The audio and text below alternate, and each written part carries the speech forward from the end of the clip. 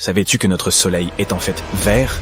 D'accord, je plaisante. En réalité, il estimate de toutes les couleurs imaginables en même temps. Attends, quoi? Je sais que ça a l'air d'une blague, mais je suis sérieux. Tu ne vois pas? En fait, notre soleil contient absolument toutes les ondes du spectre lumineux. Il est à la fois rouge, bleu, vert, jaune, et j'en passe. D'après toi, d'où viennent les arcs-en-ciel? Lorsque la lumière du soleil se reflète sur des gouttelettes d'eau dans l'air, elle se divise en un ensemble d'ondes colorées que nous pouvons voir individuellement. Et lorsqu'elles sont toutes réunies, nous percevons un rayon de lumière blanche. Nos yeux sont incapables de saisir le concept de toutes les couleurs en même temps. C'est pourquoi leur combinaison nous semble blanche. Attends, me dis-tu, mais pourquoi le blanc? Le soleil n'est-il pas jaune?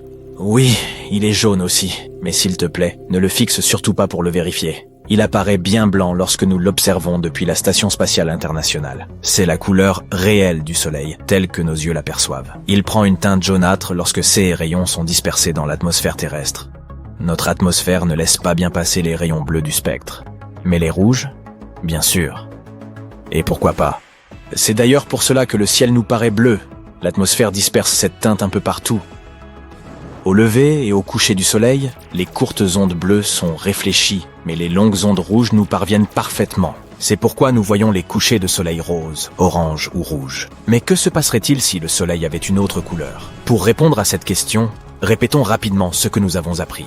Premièrement, le soleil contient tout le spectre des couleurs. Deuxièmement, notre atmosphère est du genre rayon bleu, nope, rayon rouge, quand tu veux. Tu as donc probablement déjà deviné ce qui se passerait si le soleil était, disons, rouge.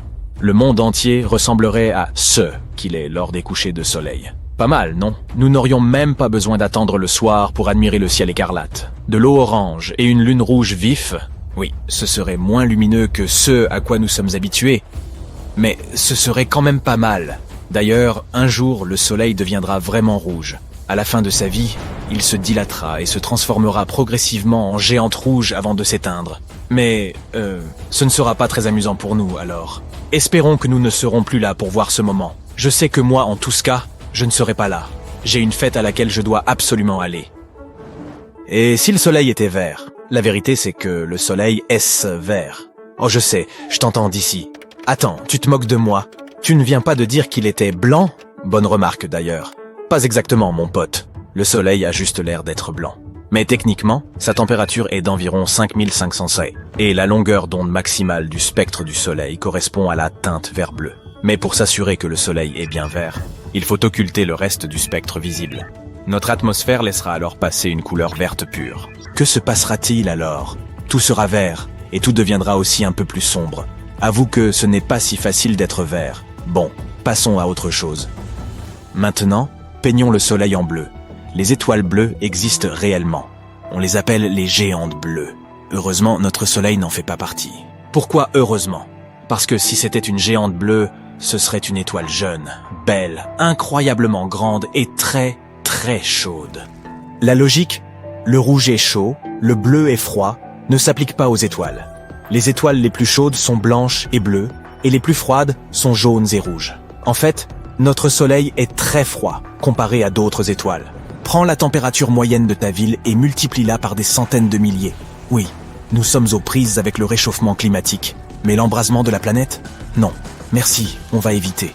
Quoi qu'il en soit, imaginons que le soleil devienne bleu. Comment verrions-nous le monde? Étonnamment, rien ne changerait. Tu te souviens que j'ai dit que l'atmosphère diffuse la lumière bleue?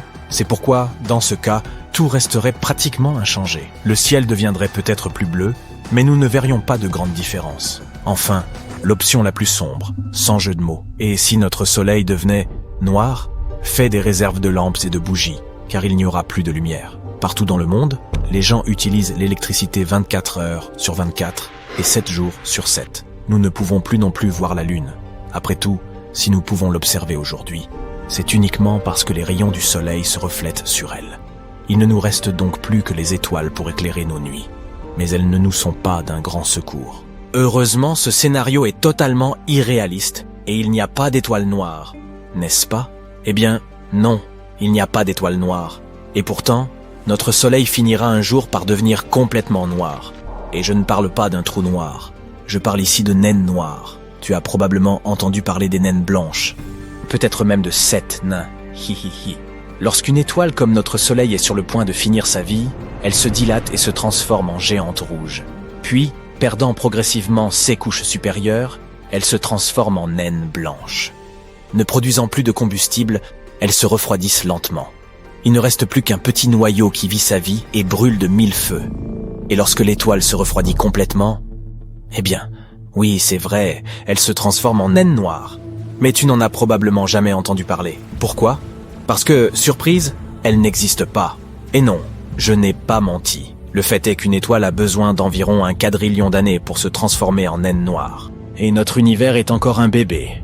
Il n'a qu'environ 14 milliards d'années. Aucune étoile n'a donc encore atteint ce stade. Même les plus anciennes émettent encore un peu de lumière. C'est pourquoi les étoiles noires ne sont qu'une théorie. Et il est peu probable que nous puissions un jour en voir un jour une. Mais souviens-toi du célèbre dicton « Les étoiles que nous voyons la nuit sont déjà des fantômes car leur lumière ne nous parvient que maintenant ». C'est un mythe. Elles sont toutes encore vivantes. Et c'est tant mieux. Pourquoi est-ce que je te raconte tout cela ? Imaginons que notre Soleil se transforme en naine noire. Tout le système solaire serait immédiatement plongé dans l'obscurité absolue.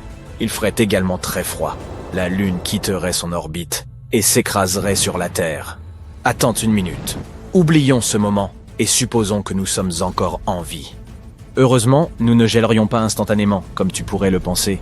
Le noyau de la Terre a sa propre température, plus de 5000 C. Mais les températures à la surface de la planète chuteraient tout de même immédiatement à 0 °C. Le noyau se refroidit progressivement. Tous les 2 mois, sa température serait multipliée par 2. En seulement 2 mois, la température à la surface de la Terre serait de 123 degrés C. Et 1 an, elle atteindrait 270 degrés C. La plupart des plantes disparaîtraient rapidement, non pas à cause du froid, mais de l'absence de photosynthèse. D'autres vivraient un peu plus longtemps grâce à l'oxygène encore présent dans l'atmosphère. Et curieusement, les arbres survivraient très longtemps. Ils ont un métabolisme lent et puisant du sucre dans le sol. La couche supérieure des océans gèlerait assez rapidement. Heureusement, cette épaisse croûte de glace isolerait les eaux profondes, de sorte que l'océan tout entier ne gèlerait pas avant un certain temps. Les créatures marines se porteraient plutôt bien. Elles existaient bien avant nous et sont déjà habituées aux changements de température extrêmes, au manque d'oxygène et de nourriture, aux pressions énormes et aux autres joies de la vie en eau profonde. Et nous, les humains, tout d'abord, nous commencerions à tomber malades. Sans vitamine D, les gens seraient confrontés à un grand nombre de problèmes de santé.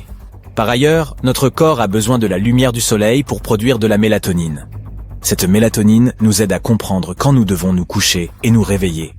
Si les gens n'avaient pas cette hormone, leur corps deviendrait très perturbé et ne comprendrait pas s'il a besoin de dormir ou non. Cela signifierait des insomnies pour de nombreuses personnes. Mais nous pourrions quand même survivre. Nous aurions 2 options.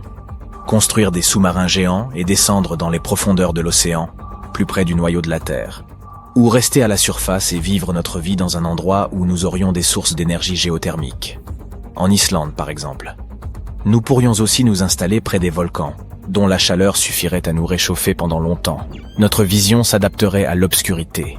Mais à un moment donné, elle atteindrait son maximum. Il faudrait donc s'habituer à vivre dans le noir complet. Mais qui sait ? Peut-être que nous nous adapterions aussi à cette vie. Quelle option préférais-tu ?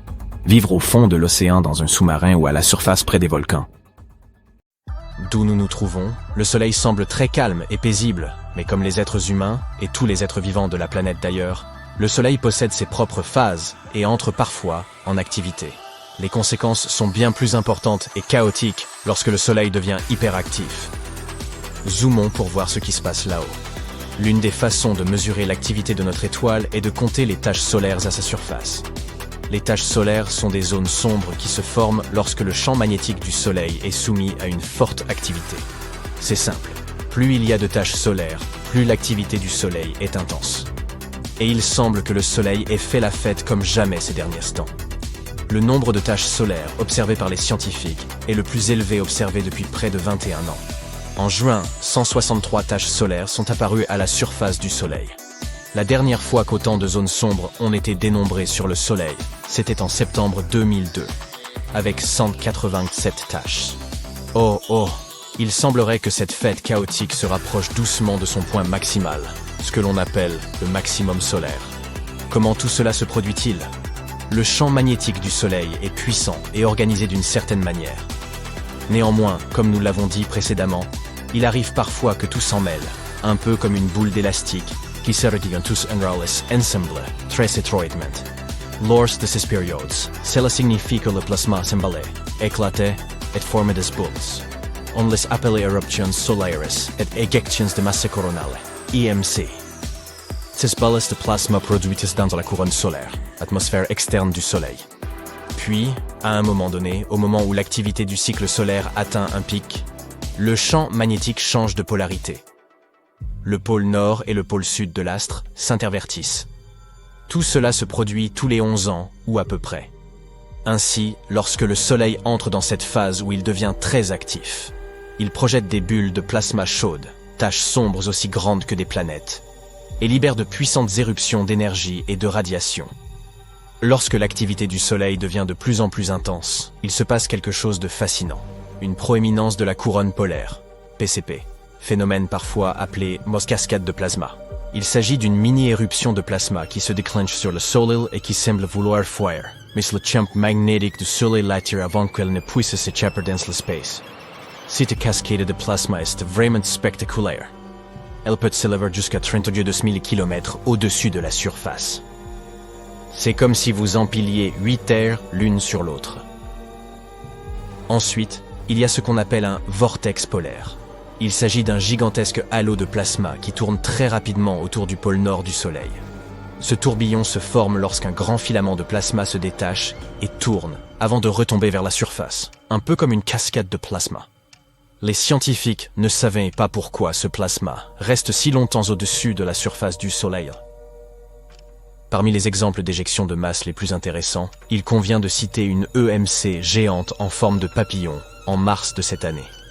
La forme inhabituelle détectée s'explique par le fait qu'elle a explosé du côté du Soleil que nous ne pouvions pas voir, de sorte qu'il était impossible de bien observer et d'en mesurer pleinement la force. Heureusement, le plasma n'a pas explosé dans notre direction, mais il pourrait avoir légèrement heurté Mercure et projeté des poussières et des gaz, car Mercure possède un faible champ magnétique. Tout cela semble fascinant, mais ce n'est pas réellement une bonne nouvelle pour nous. À cause de tout cela, nous pourrions connaître des tempêtes solaires plus intenses, qui sont susceptibles, elles aussi, de provoquer des tempêtes géomagnétiques sur Terre. Les tempêtes géomagnétiques n'ont pas que le nom d'alarmantes, elles le sont vraiment. Elles créent le chaos et perturbent le champ magnétique de notre planète. Les orages géomagnétiques peuvent donner lieu à des magnifiques aurores boreales. C'est vrai, mais nous préférerions tous profiter des aurores boreales dans des conditions normales, ou nous contenter de un bon vieux coucher de soleil au-dessus de l'océan. Heureusement, toutes les tempêtes solaires ne toucheront nécessairement la Terre, même si elles sont plus nombreuses. Pour atteindre notre planète, elles doivent être orientées dans la bonne direction et au bon moment. Cela dit, si cela se produisait, la tempête pourrait ioniser la haute atmosphère et on pourrait dire au revoir à la communication. Cela pourrait en effet provoquer des pannes temporaires pour des systèmes tels que le GPS et la radio, ce qui n'est pas nécessairement un gros problème en soi, mais qui pourrait s'avérer très dangereux s'il se produisait au mauvais moment, comme lors d'un tsunami ou d'un tremblement de terre. Les tempêtes peuvent également endommager les infrastructures électriques, telles que les lignes ferroviaires et les réseaux électriques. Si vous prenez l'avion à ce moment-là, vous risquez d'être exposé à des niveaux de radiation plus élevés. On ne sait pas encore exactement quel serait le danger pour vous, mais cela pourrait être un problème sérieux pour les astronautes dans l'espace. Lorsque les tempêtes solaires perturbent le champ magnétique, cela peut affecter les migrations de certains animaux, comme les tortues de mer, les baleines et les oiseaux. Étant donné que tout dans le règne animal suit généralement l'ordre naturel des choses, qui sait comment ces animaux traverseraient ou même survivraient à de tels changements. Et lorsque le Soleil est au maximum de son activité, les satellites dans l'espace sont également en difficulté. Nous avons plus de satellites dans l'espace que jamais auparavant. Or, lorsque l'atmosphère externe devient plus dense à cause de tous ces changements, les satellites peuvent être poussés dans différentes directions, risquant de s'écraser les uns contre les autres, ou même retomber sur Terre. Ces phénomènes n'y sont que dans les films avec des super-héros qui peuvent faire face à ce genre de problème.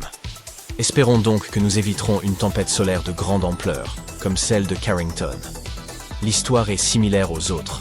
En août 1959, les astronomes du monde entier ont constaté que le nombre de taches solaires ne cessait d'augmenter. Parmi eux, un homme nommé Richard Carrington en faisait partie. Début septembre, il était en train de dessiner les taches solaires quand, soudain, il a été aveuglé par un éclair de lumière. Cela a duré environ 5 minutes, mais c'était spectaculaire. Il l'a décrit plus tard comme une éruption de lumière blanche. Il s'agissait d'une très forte éjection de masse coronale, EMC. Bien que cela prenne habituellement des jours, en seulement 17 heures et 6 minutes, cette tempête a traversé la longue distance qui sépare le Soleil de notre planète, 90 millions de kilomètres, et s'est déchaînée sur nous. Et quand la tempête a commencé, les machines télégraphiques du monde entier ont produit des étincelles. Les opérateurs ont reçu des chocs électriques et le papier a même pris feu. Les gens étaient vraiment effrayés et désorientés parce qu'ils n'avaient jamais vu un ciel aussi clair auparavant. Certains ont même cru que c'était la fin du monde. Le lendemain, les télégraphistes n'y pouvaient toujours pas travailler correctement car l'atmosphère terrestre était encore chargée. Ils ont même réussi à envoyer des messages en utilisant le courant auroral au lieu de l'électricité normale. Mais ce phénomène a aussi apporté quelque chose d'incroyable, à savoir d'étonnantes aurores dans le ciel. Les habitants d'Hawaï et de Cuba ont pu observer de magnifiques aurores boréales, tandis que ceux du Chili ont pu voir des aurores australes. De nos jours, le phénomène s'intensifie lentement mais sûrement. Prenons l'exemple des éruptions solaires. Il s'agit de puissantes explosions d'énergie émises par le Soleil. En 2022, il y a eu 5 fois plus d'éruptions. C'était le 2 septembre 1859. Partout en Europe et en Amérique du Nord, les gens se sont réveillés pendant la nuit, confus et encore fatigués. Ils étaient sûrs que c'était déjà le matin. Il faisait clair dehors, mais en regardant par la fenêtre, ils ont découvert que ce n'était pas la lumière du soleil.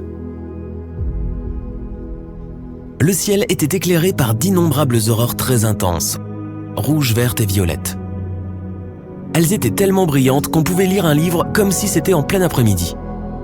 Elles sont apparues même dans des régions où elles n'avaient jamais été observées auparavant, comme Cuba, les Bahamas, la Jamaïque et Hawaï. Ces incroyables effets visuels n'étaient pas la seule chose qui hypnotisait et effrayait les gens. Le truc le plus high-tech de l'époque, le télégraphe, souffrait de court-circuit dans toute l'Europe et les États-Unis. Des étincelles jaillissaient des équipements et de nombreux opérateurs humains avaient reçu des décharges électriques. Les papiers dans les télégraphes prenaient feu. Toutes les machines avaient été immédiatement déconnectées de leur batterie. Et pourtant, elles continuaient mystérieusement à envoyer des messages coupés. Les incendies déclenchés par les courts-circuits s'étaient propagés sur de grandes surfaces. Les lumières colorées continuaient à danser au-dessus de leur tête. Tout cela avait provoqué une panique et une confusion totale. Les habitants de la Terre n'avaient jamais rien vu ou vécu de tel auparavant. À cette époque, très peu de gens savaient que le Soleil était le responsable de ce chaos. L'un d'entre eux était l'astronome anglais Richard Carrington. Le 1er septembre, vers 11h du matin, cet homme se tenait près d'un télescope dans son observatoire privé. Il observait les taches à la surface du Soleil. Soudain, 2 points avec une lumière blanche intense ont explosé. Ils semblaient aussi brillants que la lumière directe du Soleil. À ce moment, l'astronome ne savait plus quelle terrible confusion allait provoquer ces éruptions. Plus tard, il est devenu évident que le Soleil avait produit une énorme tempête géomagnétique et l'avait libérée sur la couche protectrice de notre planète. Les particules chargées se sont abattues sur l'atmosphère terrestre vague après vague. Le champ magnétique de la planète n'a pas été assez puissant pour les arrêter. Quand il a cédé, la tempête a frappé la Terre, ce qui a provoqué des ravages. Ce phénomène a reçu le nom d'événement de Carrington. Jusqu'à présent, il s'agit de la pire tempête solaire jamais enregistrée. Heureusement, elle s'est produite alors que les gens ne disposaient pas encore de technologies avancées et n'étaient pas si vulnérables à la force géomagnétique du Soleil. La tempête solaire de 1859 a été 3 fois plus puissante que celle du 13 mars 1989. 3 jours avant qu'elle ne commence, les astronomes ont observé une énorme éruption à la surface du Soleil. En quelques minutes, un nuage de gaz de plusieurs milliards de tonnes a été projeté loin de l'étoile. Il s'est précipité directement vers notre planète à une vitesse de plusieurs millions de kilomètres à l'heure. Le lundi 12, l'énorme masse de plasma solaire a atteint le champ magnétique terrestre. Cette tempête a été si violente qu'elle a allumé des aurores spectaculaires et créé des courants électriques souterrains sous l'Amérique du Nord.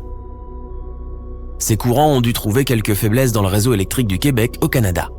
En moins de 3 minutes, la ville entière a été privée d'électricité.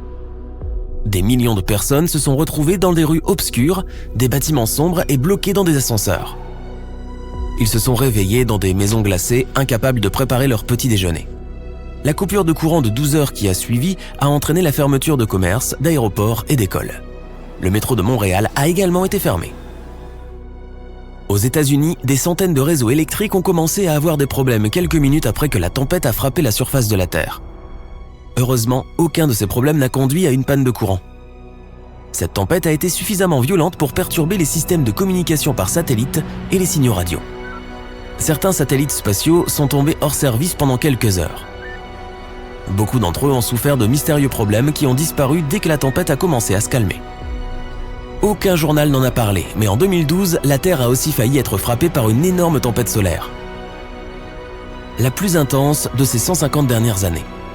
Le 23 juillet, les astronomes du Space Weather Prediction Center, dans le Colorado, ont repéré 2 nuages de particules énergétiques. Ils ont fait éruption à la surface du Soleil et sont partis vers l'espace. 19 heures plus tard, ces nuages sont passés à l'endroit que notre planète venait de quitter. Si l'éruption solaire s'était produite quelques jours plus tôt, la Terre se serait retrouvée dans la ligne de mire. Et si une tempête solaire aussi puissante que le célèbre événement de Carrington se produisait de nos jours, quels seraient les dommages supplémentaires qu'elle causerait ?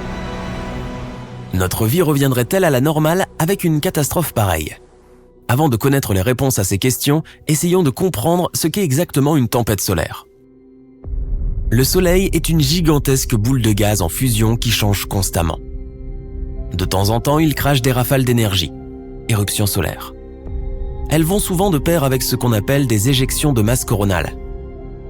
Ce sont des bulles géantes de gaz ionisé qui peuvent atteindre une vitesse de plus de 966 km par seconde. Les plus puissantes éruptions volcaniques sont petites par rapport aux éruptions solaires qui libèrent 10 millions de fois plus d'énergie. En quelques minutes, une éruption solaire peut émettre des milliards de tonnes de particules chargées. Les éruptions solaires sont également incroyablement chaudes, avec des températures atteignant plusieurs millions de degrés Celsius. Les astronomes pensent que ce genre d'explosion de rayonnement solaire se produise lorsque le champ magnétique du Soleil est tordu dans certaines régions.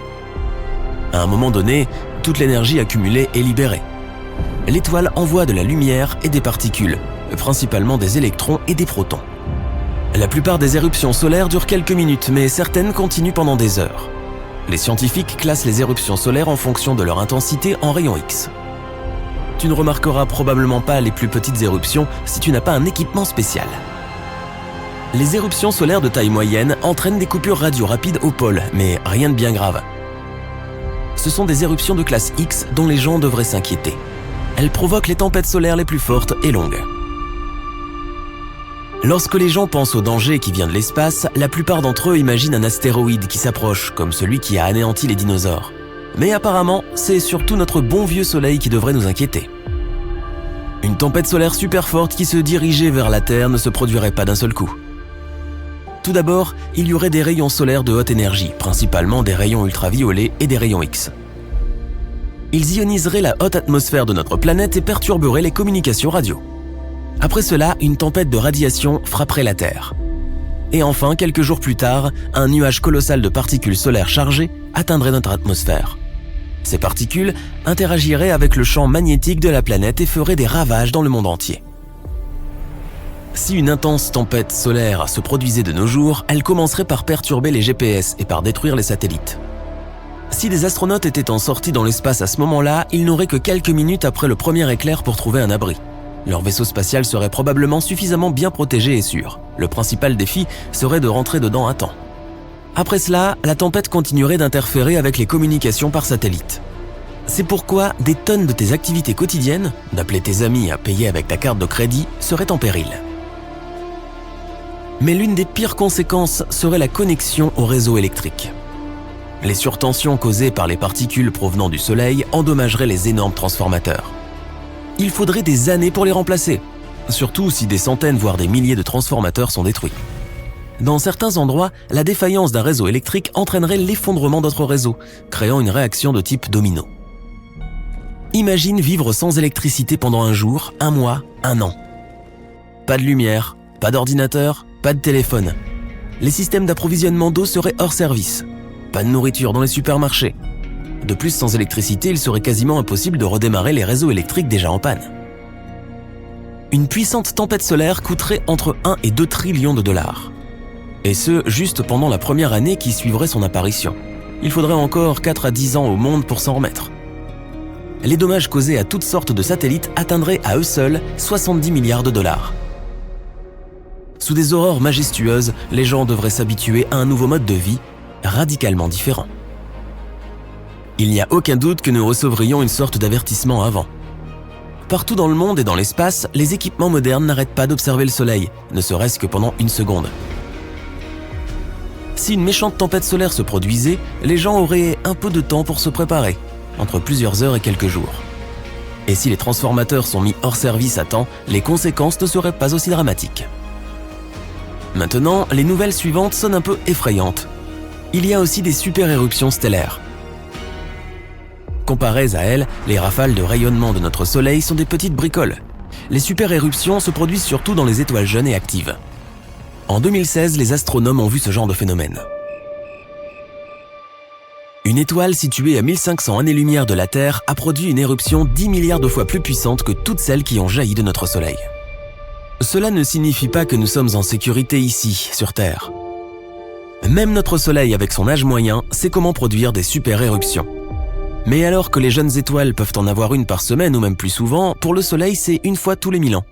Et pourtant, si les gens ne trouvent pas comment protéger la planète, une seule super-éruption pourrait déchiqueter notre couche d'ozone et anéantir la vie sur Terre.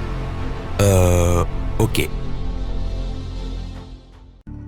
Bien que nous puissions nous considérer comme une civilisation avancée, après avoir réussi à observer les 8 planètes de notre système solaire et leurs 200 lunes, nous n'avons en réalité qu'une vague idée de ce qui s'y trouve. À tel point qu'il y a des spéculations selon lesquelles il pourrait y avoir une planète supplémentaire dans notre système solaire. Les scientifiques l'appellent planète X ou planète 9.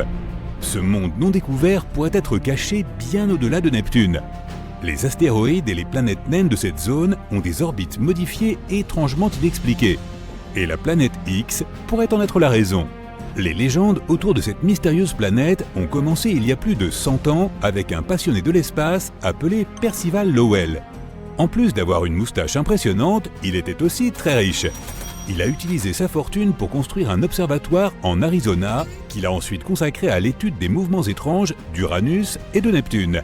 Leurs forces gravitationnelles sont plus lentes que celles de toutes les autres planètes de notre système solaire, presque comme s'il y avait un objet géant caché qui les tirait hors de leur trajectoire. En 1906, Lowell a théorisé qu'il pourrait y avoir une autre planète au-delà de Neptune. Elle serait probablement à l'origine de ces étranges phénomènes cosmiques. L'homme a appelé ce potentiel corps céleste la planète X.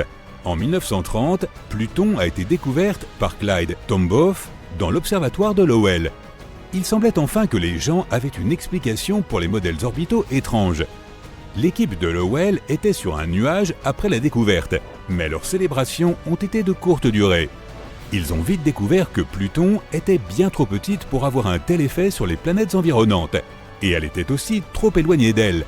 Il a donc fallu se remettre au travail. La planète X, si elle existe, ferait 10 fois la taille de la Terre et 4 fois son rayon. Il faudrait au moins 10 000 ans à une telle planète pour faire le tour du Soleil, et elle orbiterait à une distance entre 300 et 600 fois plus grande que celle qui sépare notre planète natale de son astre. Cela représente 600 unités astronomiques depuis le centre du système solaire, sachant qu'une unité astronomique est égale à la distance entre la Terre et le Soleil. Si cela semble très éloigné, ce n'est pas le cas. La distance entre les corps célestes est généralement mesurée en années-lumière. Or, une unité astronomique est une unité de mesure beaucoup plus petite.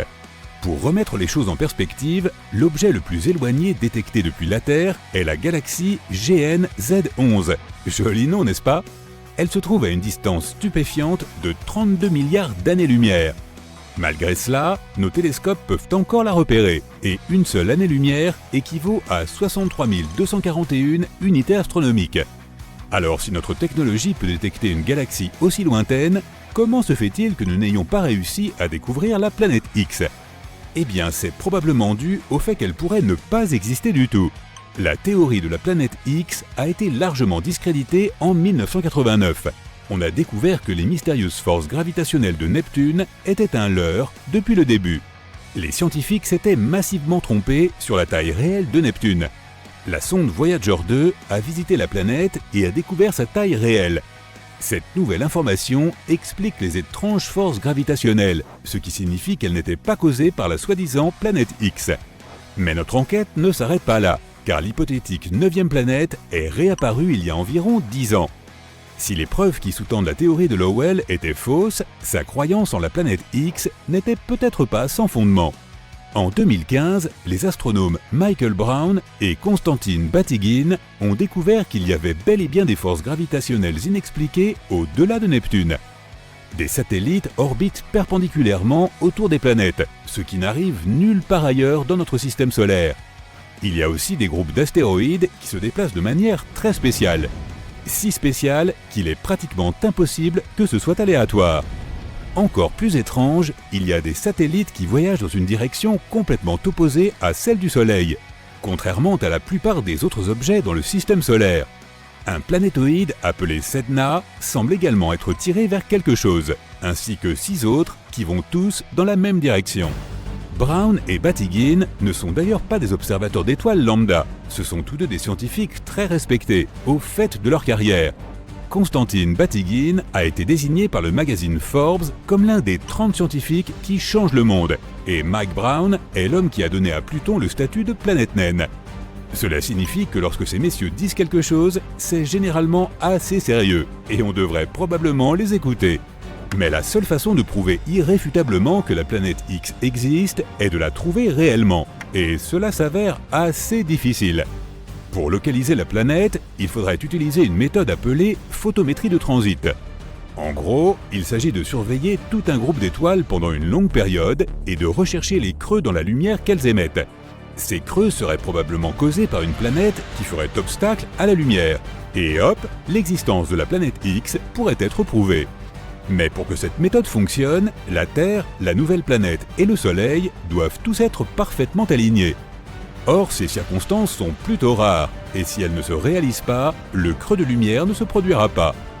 De plus, cette méthode ne fonctionnerait vraiment qu'avec les planètes qui sont plus proches du Soleil que notre Terre, c'est-à-dire Vénus et Mercure. Pour tout ce qui est au-delà de la Terre, cette technique est quasiment inutile.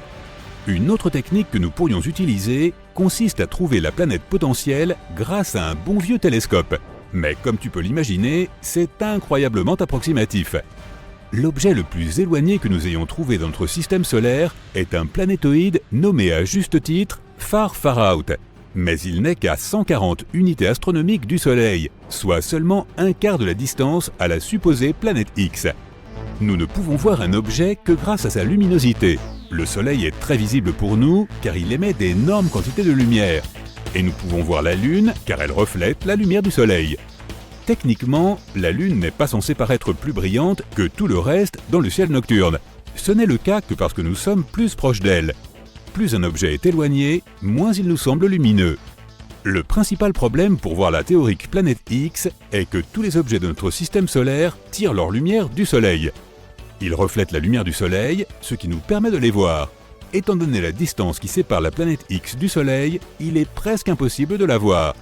Et à cause de sa lumière vraiment faible, pour la voir, il faudrait des conditions météorologiques parfaites, ainsi qu'un télescope extrêmement puissant.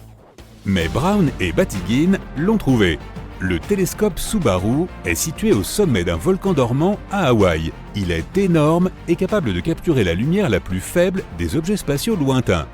Le problème est que nous devons trouver où le pointer. Sans savoir où se trouve réellement la planète X, cela revient à trouver une aiguille dans une botte de foin. De plus, il n'y a qu'environ 3 nuits par an où les conditions sont suffisamment claires pour voir l'hypothétique planète X. C'est difficile, mais pas impossible. Et pourtant, la plupart des astronomes ont décrété que la planète X n'existait pas, affirmant qu'il ne s'agissait que d'un mythe.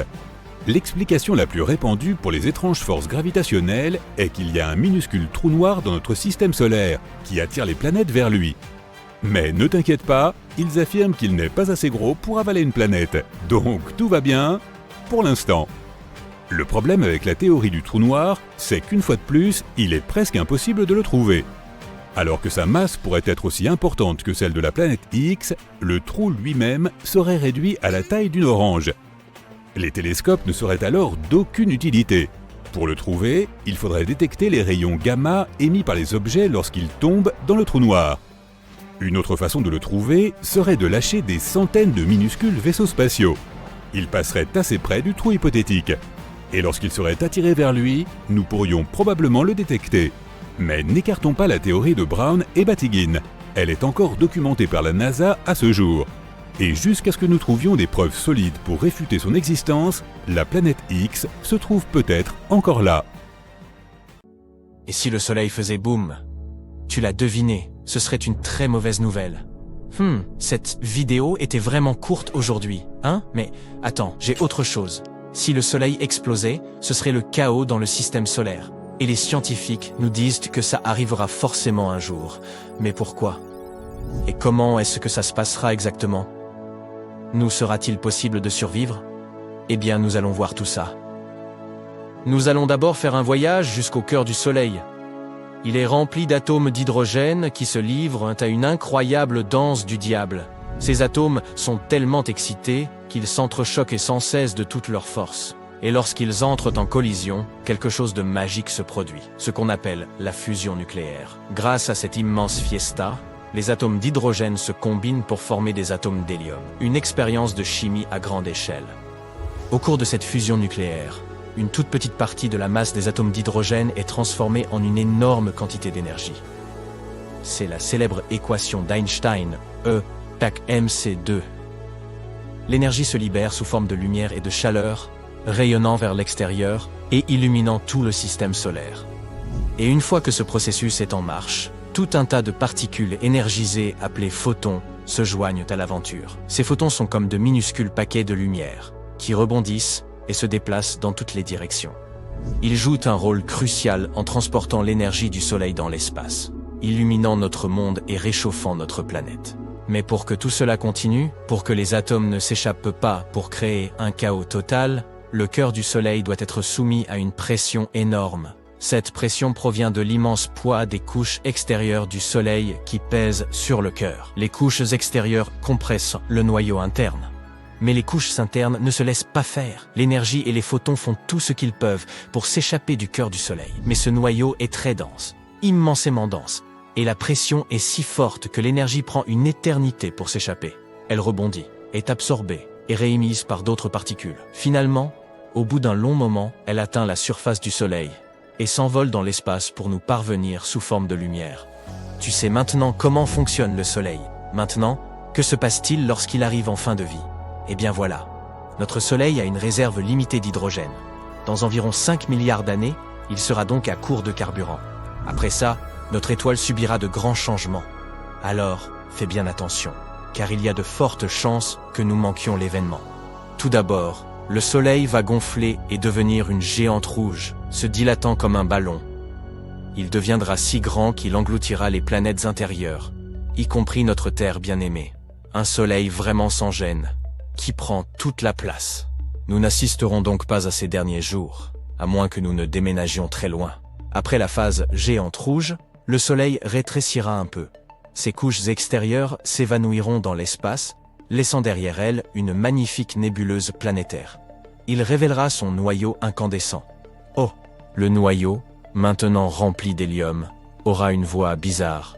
Non, commencera à fusionner des éléments plus lourds comme l'oxygène et le carbone. Ces réactions ne seront pas aussi vigoureuses, comme à la fin d'une fête, quand on est un peu fatigué. Finalement, l'hélium finira par s'épuiser lui aussi et le Soleil deviendra une naine blanche compacte, un retraité stellaire profitant de ses vieux jours. Les scientifiques estiment qu'il reste au Soleil environ 7 à 8 milliards d'années avant qu'il n'éteigne ses lumières. Mais ne t'inquiète pas, d'ici là, l'humanité sera peut-être déjà partie vers une galaxie lointaine ou aura même évolué en une nouvelle et surprenante espèce. Notre Soleil ne s'éteindra donc pas avec fracas comme un feu d'artifice. Il n'est pas assez gros pour devenir une supernova ou un trou noir. Ces superstars de l'espace ont besoin d'une masse bien plus importante que notre Soleil pour advenir. Mais que se passerait-il s'il explosait soudainement? Comme ça, brutalement et sans raison. Voyons ça. Imagine, le Soleil fait boum, une situation des plus délicates sur Terre. L'événement libère une quantité folle d'énergie, envoyant une onde de choc qui traverse l'espace à la vitesse de la lumière. Il faut environ 8 minutes pour que cette onde nous atteigne. Pourquoi ? Eh bien, le Soleil se trouve environ à 150 millions de kilomètres de nous. Il faut donc un peu plus de 8 minutes et 20 secondes à sa lumière pour parcourir toute cette distance et nous atteindre. Mais parlons de l'événement lui-même. Ce serait un spectacle grandiose, mais malheureusement, ce serait aussi la fin. Les quantités folles d'énergie libérées provoqueraient une expansion rapide du Soleil qui engloutirait les planètes intérieures, y compris notre Terre. Et ce n'est pas tout. Prépare-toi à une gigantesque rafale de radiation. Le Soleil déverserait un torrent de particules superchargées, des rayons X et des rayons gamma, le genre de particules qui peuvent sérieusement tout chambouler. En atteignant notre atmosphère, ces particules à haute énergie provoqueront un chaos incroyable. Elles ioniseront l'atmosphère, créant une énorme impulsion électromagnétique. Cette impulsion est comme une onde de choc pour les appareils électroniques. Elle les grille et les rend inutilisables. Si tes gadgets ne sont pas protégés, ils risquent de passer un mauvais quart d'heure. En parlant de mauvais quart d'heure, après ça, c'est l'évaporation instantanée qui nous attend. Mais le bouquet final du Soleil ne touchera pas que la Terre. Il fera des ravages dans tout le système solaire. Cette énorme explosion d'énergie écrasera tout ce qui se trouve sur son chemin. Les planètes seront éjectées de leur orbite confortable, ce qui provoquera un énorme désordre. La ceinture d'astéroïdes, entre Mars et Jupiter, adieu, elle disparaîtra. Oblitérée ou dispersée aux vents cosmiques. Et même les planètes qui survivront à l'événement sortiront de leur orbite pour aller errer dans l'espace. Et n'oublions pas les planètes extérieures, comme Jupiter et Saturne. Ces géantes génèrent leur propre chaleur, ce qui leur confère un certain confort et attire de nombreuses lunes. Mais le boom du Soleil leur volerait cette chaleur, les transformant en des endroits incroyablement froids. Maintenant que nous avons parlé de la catastrophe que cela représenterait pour le système solaire, posons la question suivante. L'humanité peut-elle s'en sortir ? La réponse courte est non, ce n'est pas possible. Tout serait anéanti, sauf peut-être quelques bactéries discrètes cachées dans l'ombre. Mais dans le cas inimaginable où le Soleil nous aurait prévenus à l'avance, nous pourrions avoir une chance de nous en tirer. Si nous étions informés et que nous disposions d'assez de temps pour nous préparer, nous pourrions activer notre mécanisme de survie. Qu'est-ce que ça veut dire ? Comme la Terre ne survivrait pas à la colère du Soleil, il nous faudrait déménager autre part. Tu te souviens que nous avons dit que toutes les planètes ne seraient non pas complètement détruites. Hélas, les plus proches du Soleil, Mercure, Vénus et la Terre, disparaîtraient. L'option la plus simple serait donc de déménager dans un autre système solaire possédant une planète semblable à la Terre.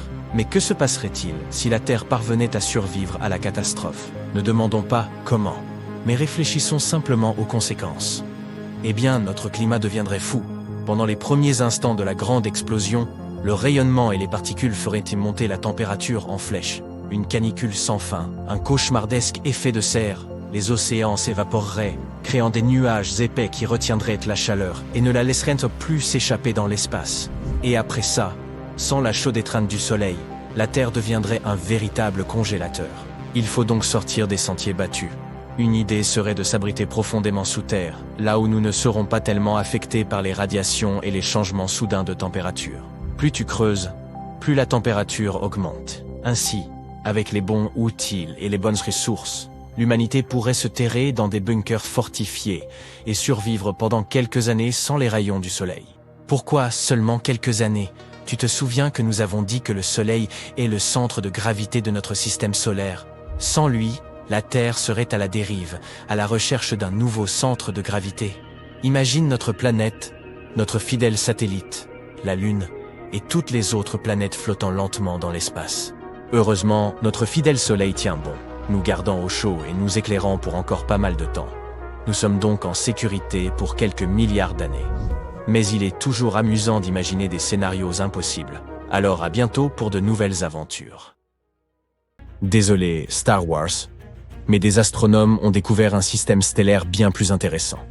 Savais-tu que notre système solaire faisait un peu exception dans la galaxie ? En général, les étoiles ne sont pas solitaires. Certaines ont même plusieurs compagnons. Par exemple, les systèmes stellaires binaires sont très courants. Ils sont constitués de 2 étoiles en orbite autour d'un centre de masse commun.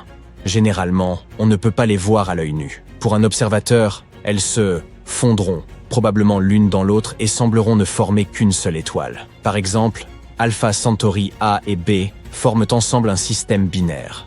Elles font partie des étoiles les plus brillantes de leur constellation et sont les troisièmes plus lumineuses de tout le ciel nocturne, dépassées seulement par Sirius et Canopus. Si tu les observes, elles te paraîtront n'être qu'une seule étoile. Mais il existe aussi ce que l'on appelle des étoiles doubles. Elles sont si proches l'une de l'autre qu'elles peuvent sembler former un système binaire, mais ce n'est pas toujours le cas. Tu peux même faire un petit test. Dans la constellation de la Grande Ourse, essaie de chercher Mizar et Alcor. Elles sont un peu difficiles à voir, elles se trouvent sur le bras de la Grande Ourse. Si tu arrives à les distinguer l'une de l'autre, alors tu as une bonne vue. Mais pourquoi se contenter de 2 étoiles quand on peut en avoir plus? Les systèmes triples sont également assez courants, avec 3 étoiles qui orbitent les unes autour des autres dans une délicate danse cosmique. Ces systèmes sont toujours pleins de surprises, car leurs orbines sont très difficiles à prédire. Mais tout cela fait pâle figure en comparaison de notre récente découverte. Il y a quelques années, une équipe de chercheurs a trouvé un système solaire à 5 étoiles. Situé à 250 années-lumière dans la constellation de la Grande Ourse, c'est la mission Super WASP qui l'a déniché.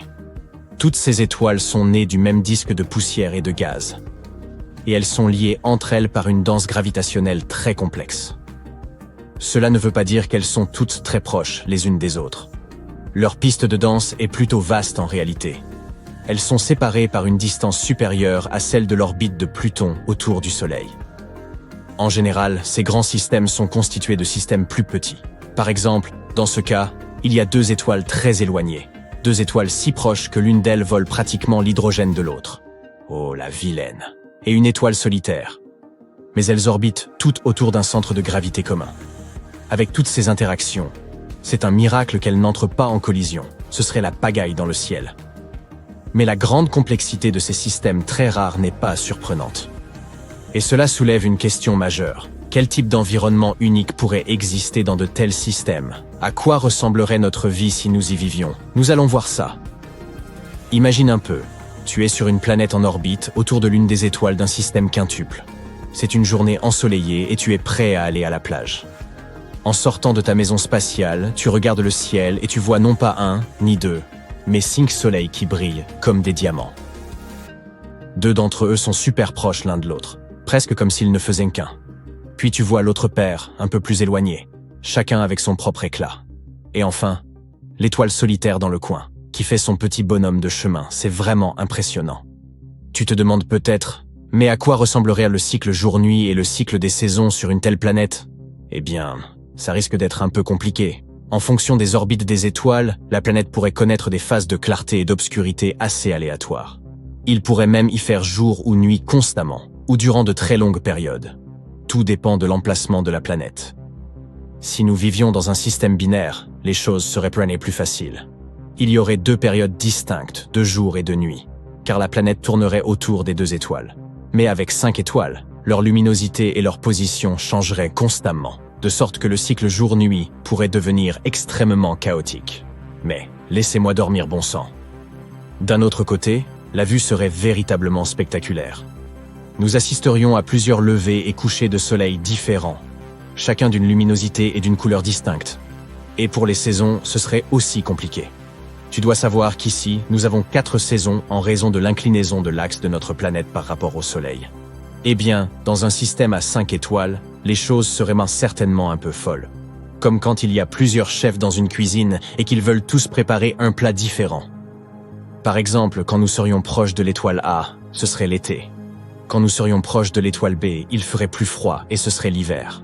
Mais si nous nous trouvions quelque part au milieu, ce serait en même temps l'hiver et l'été. Un peu comme quand on cherche à jongler avec plusieurs balles à la fois. Et il s'agit là d'une explication très simplifiée. Il y a aussi des choses comme la trajectoire orbitale de la planète, l'inclinaison de son axe, l'attraction gravitationnelle, etc., etc. En bref, les prévisions météorologiques seraient 10 fois moins fiables dans ces conditions. Et le présentateur météo aurait du pain sur la planche. Et si cela ne suffisait pas, que dirais-tu d'une montagne russe de radiation? Les vents solaires et la chaleur de toutes ces étoiles pourraient rendre les conditions sur notre planète super difficiles, et même la rendre inhabitable. Par exemple, si tu as la malchance de vivre trop près de la paire d'étoiles binaires, tu auras l'impression d'être constamment coincé dans un micro-ondes. Mais bon, au moins tu n'auras plus besoin d'aller au salon de bronzage. Et si tu es trop loin des étoiles, tu vivras dans un hiver éternel. Et si tu te trouves quelque part entre les deux, imagine que tu vives dans un endroit où tu peux, le même jour, attraper un coup de soleil et avoir des engelures. Et ce n'est que le début. Tu vois, 5 étoiles, ça fait énormément de gravité. C'est comme si tu faisais un câlin de groupe avec des amis très forts et très collants. La force gravitationnelle des étoiles pourrait créer des marées super fortes et même emporter des villes entières. Et ne parlons pas des tremblements de terre. Avec toute cette gravité, le sol sous nos pieds donnerait l'impression de trembler et de bouger en permanence. Le bon côté des choses, c'est que nous aurions toujours une excuse pour être en retard au travail. Désolé patron, j'ai été pris dans une vague de gravité et je me suis retrouvé de l'autre côté de la planète. Vous me croyez, n'est-ce pas? Comme tu peux le constater, nous adapter à un tel système demanderait beaucoup d'efforts. Évidemment, le défi serait grand pour les agriculteurs. Avec plusieurs étoiles dans le ciel, les plantes devraient s'habituer à recevoir de la lumière sous différents angles et à différentes intensités tout au long de la journée. Il nous faudrait trouver un moyen de protéger nos cultures de l'excès de chaleur et des radiations. Toutefois, le fait de disposer de plusieurs sources d'énergie provenant de toutes ces étoiles serait plutôt génial. Imagine des champs de panneaux solaires absorbant tous ces rayons. Mais peut-être que nous aurions de la chance, et que nous habiterions sur une planète où la gravité et les changements de température seraient supportables. Un tel environnement serait vraiment idéal. Cela aurait un grand impact sur notre culture, nos arts, notre technologie, etc. Avec une vue aussi unique du cosmos, qui sait tout ce que nous serions capables de faire. Et imagine, nous avons découvert des systèmes encore plus complexes que celui-ci. As-tu entendu parler de AR Cassiopeiae? Il s'agit d'un système stellaire septuple, ce qui signifie que SCP étoiles tournent en orbite les unes autour des autres. Tu te dis peut-être, waouh, ça doit être un vrai chaos. Et tu n'as pas tort. Imagine que tu essaies de piloter un vaisseau spatial à travers tous ces champs gravitationnels. Une véritable partie de flipper cosmique. Tout cela nous rappelle l'incroyable diversité de l'univers. Les scientifiques continuent leurs recherches et en apprennent toujours plus sur ces systèmes rares et fascinants. Et qui sait quels autres systèmes stellaires époustouflants existent, attendant d'être découverts? Des systèmes à 10, 15 étoiles, presque autant d'étoiles qu'il y en a à Hollywood. T'as compris? Les étoiles, Hollywood? Ok, d'accord, c'était pas très drôle.